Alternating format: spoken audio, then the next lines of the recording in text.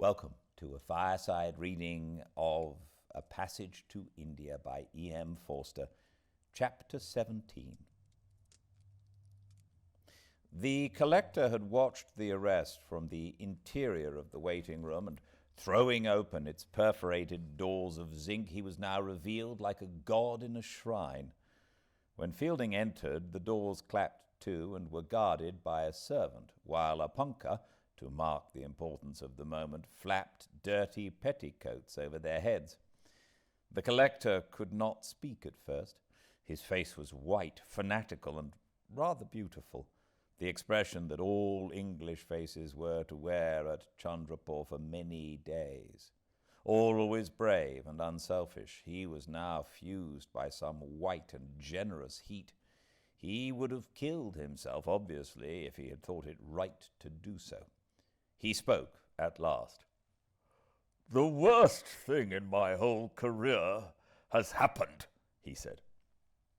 "Miss Quested has been insulted in one of the Marabar caves." "Oh, no.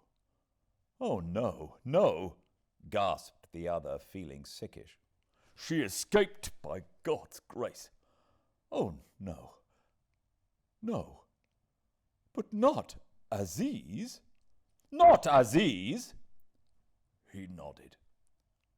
"Absolutely impossible. Grotesque."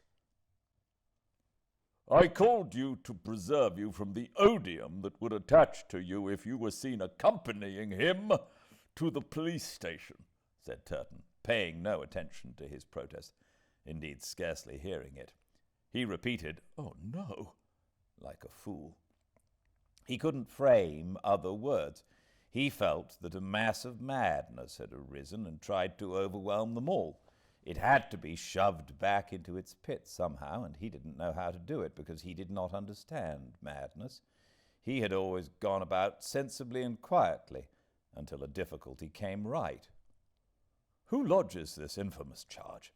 he asked, pulling himself together. "Miss Derrick and the victim herself." He nearly broke down, unable to repeat the girl's name. "Miss Quested herself definitely accuses him of—" He nodded and turned his face away. "Then she's mad." "I cannot pass that remark," said the collector, waking up to the knowledge that they differed and trembling with fury. "You will withdraw it instantly. It is the type of remark you have permitted yourself to make ever since you came to Chandrapur." "I'm excessively sorry, sir. I certainly withdraw it, unconditionally," for the man was half mad himself. "Pray, Mr. Fielding, what induced you to speak to me in such a tone?" "The news gave me a very great shock, so I must ask you to forgive me. I cannot believe that Mr. Aziz is guilty." He slammed his hand on the table. That is a repetition of your insult in an aggravated form." "If I may venture to say so, no," said Fielding, also going white, but sticking to his point.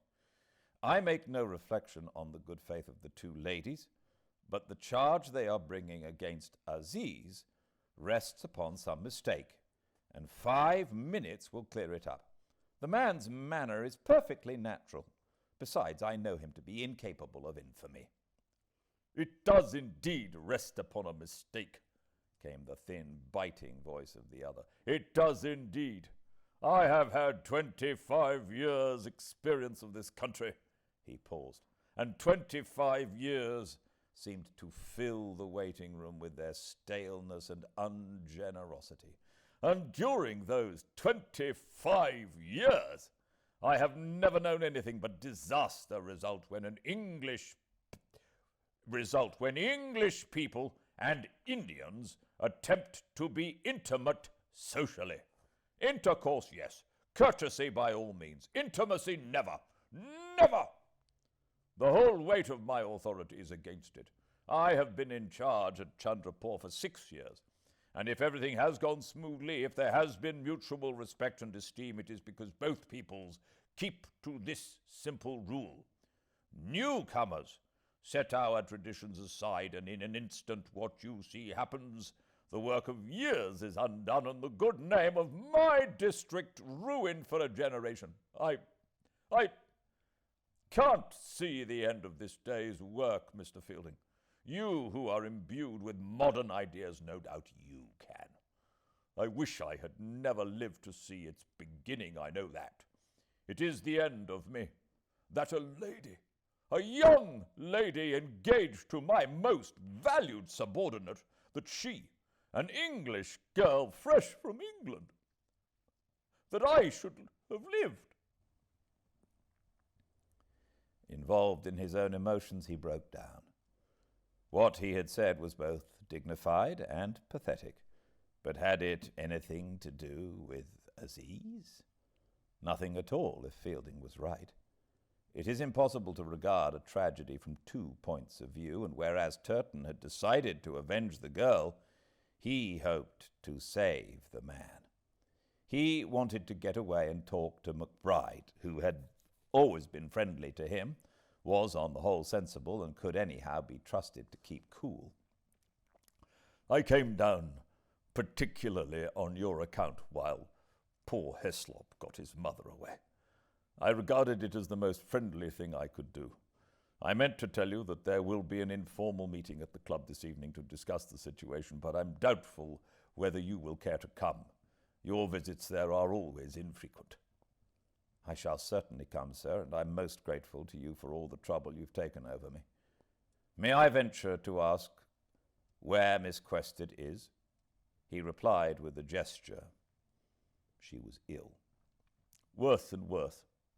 Appalling, he said feelingly. But the collector looked at him sternly because he was keeping his head. He had not gone mad at the phrase, an English girl fresh from England. He had not rallied to the banner of race.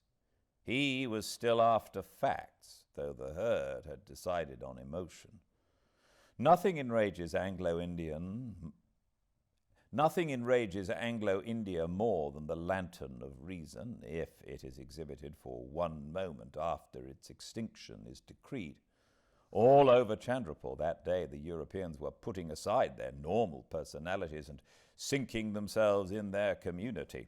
Pity, wrath, heroism filled them, but the power of putting 2 and 2 together was annihilated. Terminating the interview, the collector walked on to the platform. The confusion there was revolting. A chuprasi of Ronnie's had been told to bring up some trifles belonging to the ladies and was appropriating for himself various articles to which he had no right. He was a camp follower of the angry English. Mohammed Latif made no attempt to resist him. Hassan flung off his turban and wept. All the comforts that had been provided so liberally were rolled out and wasted in the sun. The collector took in the situation at a glance, and his sense of justice functioned, though he was insane with rage. He spoke the necessary word, and the looting stopped. Then he drove off to his bungalow and gave rein to his passions again. When he saw the coolies asleep in the ditches or the shopkeepers rising to salute him on their little platforms, he said to himself, I know what you're like at last. You shall pay for this. You shall squeal.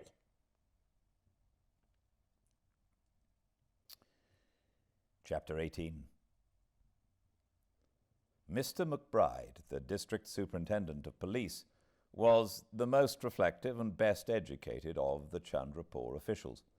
He had read and thought a good deal, and owing to a somewhat unhappy marriage, had evolved a complete philosophy of life. There was much of the cynic about him, but nothing of the bully. He never lost his temper or grew rough, and he received Aziz with courtesy, was almost reassuring. I have to detain you until you get bail, he said, but no doubt your friends will be applying for it, and of course they will be allowed to visit you under regulations. I am given certain information and have to act on it. I'm not your judge. Aziz was led off weeping.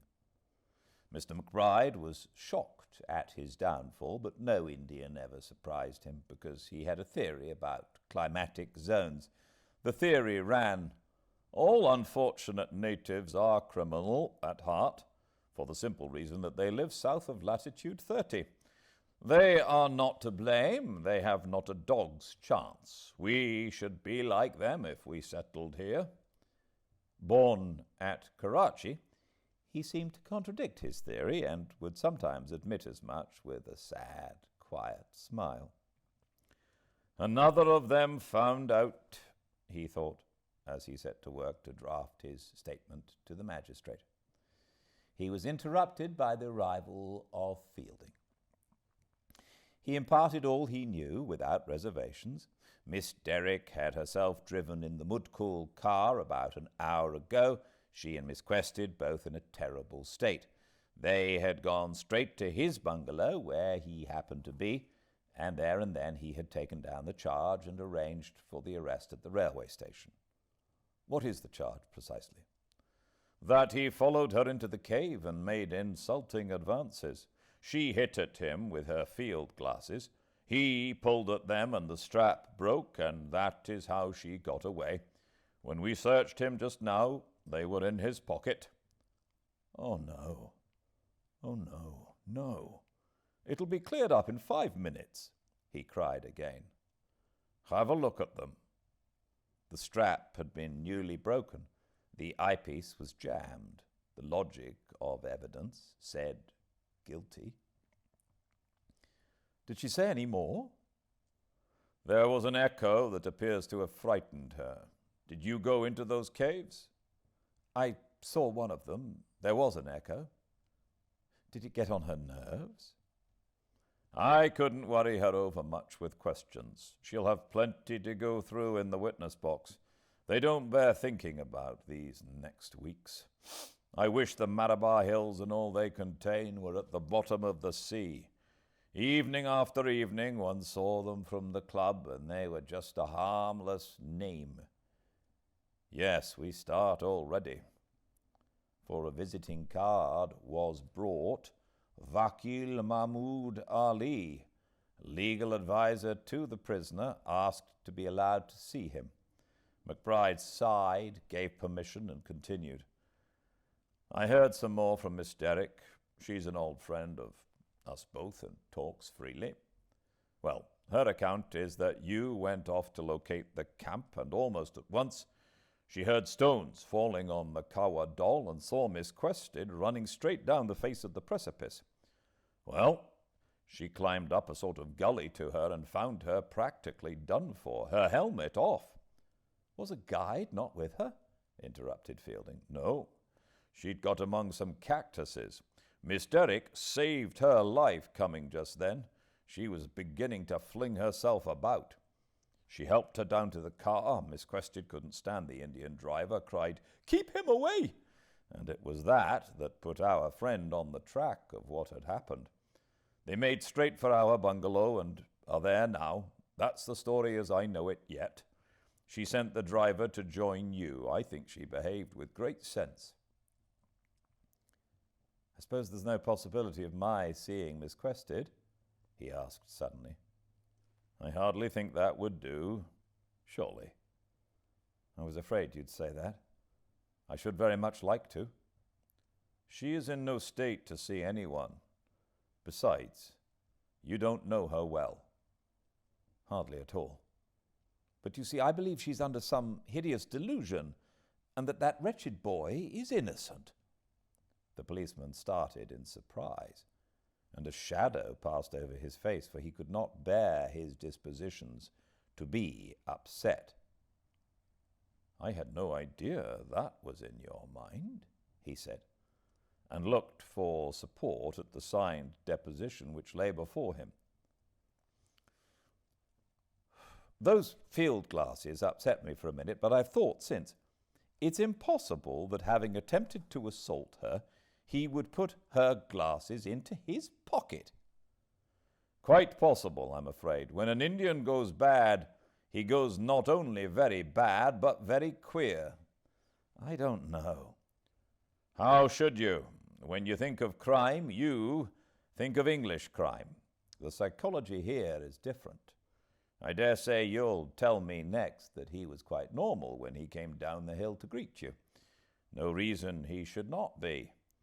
Read any of the mutiny records, which, rather than the Bhagavad Gita, should be your Bible in this country, though I'm not sure that the one and the other are not closely connected.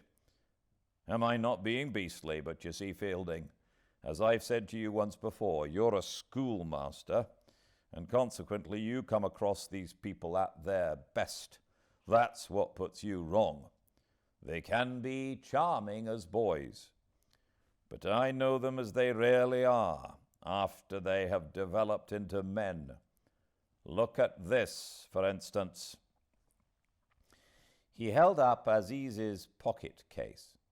I am going through the contents. They're not edifying. Here is a letter from a friend who apparently keeps a brothel. I don't want to hear his private letters. It'll have to be quoted in court as bearing on his morals. He was fixing up to see women at Calcutta. Oh, that'll do, that'll do. McBryde stopped, naively puzzled. It was obvious to him that any two Saabs ought to... McBryde stopped, naively puzzled. It was obvious to him that any two Saabs ought to pool all they knew about any Indian, and he could not think where the objection came in. I dare say you have the right to throw stones at a young man for doing that, but I haven't. I did the same at his age. So had the superintendent of police, but he considered that the conversation had taken a turn that was undesirable. He did not like Fielding's next remark either. Miss Quested really cannot be seen? You do know that for a certainty? You have never explained to me what's in your mind here. Why on earth do you want to see her? On the off chance of her recanting before you send in that report and he's committed for trial and the whole thing goes to blazes. And the whole thing goes to blazes. Old man, don't argue about this, but do, of your goodness, just ring up your wife or Miss Derrick and inquire. It'll cost you nothing. There's no use ringing up them, he replied, stretching out for the telephone. Calendar settles a question like that, of course. You haven't grasped that she's seriously ill. He'll be sure to refuse. It's all he exists for, said the other desperately. The expected answer came back. The Major would not hear of the patient being troubled. I only wanted to ask her whether she was certain, dead certain, that it was Aziz who followed her into the cave. Possibly my wife might ask her that much. But I wanted to ask her. I want someone who believes in him to ask her. What difference does that make? She is among people who disbelieve in Indians. Well, she tells her own story, doesn't she? I know, but she tells it to you. McBryde raised his eyebrows, murmuring, a bit too fine-spun. Anyhow, Calendar won't hear of you seeing her. I'm sorry to say he gave a bad account just now. He says that she is no means out of danger. They were silent. Another card was brought into the office. Hamidullah's. The opposite army was gathering. I must put this report through now, Fielding. I wish you wouldn't. How can I not? I feel that things are rather unsatisfactory as well as most disastrous. We're heading for a most awful smash. I can see your prisoner, I suppose. He hesitated. His own people seem in touch with him all right. Well, when he's done with them. I wouldn't keep you waiting, good heavens. You take precedence over any Indian visitor, of course. I mean, what's the good? Why mix yourself up with pitch? I say he's innocent. Innocence or guilt, Why mix yourself up? What's the good? Oh, good, good, he cried, feeling that every earth was being stopped. One's got to breathe occasionally. At least I have. I mayn't see her, and now I mayn't see him. I promised him to come up here with him to you, but Turton called me off before I could get 2 steps. Sort of all-white thing the Burra Sahib would do, he muttered sentimentally, and trying not to sound patronizing, he stretched his hand over the table and said, "We shall all have to hang together, old man. I'm afraid I'm your junior by years, I know, but very much your senior in service. You don't happen to know this poisonous country as well as I do, and you must take it from me that the general situation is going to be nasty at Chandrapur during the next few weeks. Very nasty indeed." "So I have just told you." "But at a time like this, there's no room for, well, personal views. The man who doesn't toe the line is lost." "I see what you mean." "No, you don't see entirely. He not only loses himself, he weakens his friends. If you leave the line, you leave a gap in the line. These jackals," he pointed at the lawyer's cards, "are looking with all their eyes for a gap." "Can I call Aziz?" was his answer. No. Now that he knew of Turton's attitude, the policeman had no doubts. "You may see him on a magistrate's order, but on my own responsibility, I don't feel justified. It might lead to more complications." He paused, reflecting that if he had been either 10 years younger or 10 years longer in India, he would have responded to McBryde's appeal. The bit between his teeth, he then said, "To whom do I apply for an order?" "City magistrate." "That sounds comfortable." "Yes. One can't very well worry poor Hislop." More evidence appeared at this moment. The table drawer from Aziz's bungalow, borne with triumph in a corporal's arms. "Photographs of women, huh?" "That's his wife," said Fielding, wincing. "How do you know that?" "He told me." McBryde gave a faint, incredulous smile and started rummaging in the drawer. His face became inquisitive and slightly bestial. "Wife indeed. I know those wives," he was thinking. Aloud he said, "Well, you must trot off now, old man, and the Lord help us all."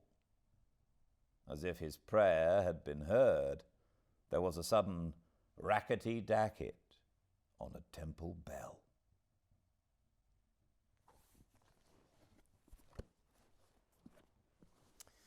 Thank you all so much for joining me. More, same time and place tomorrow, 5 Pacific at Fireside Reading on Instagram live. All the chapters uploaded to the YouTube channel, Fireside Reading. Until I see you all again, however, please everyone stay very well. Good night.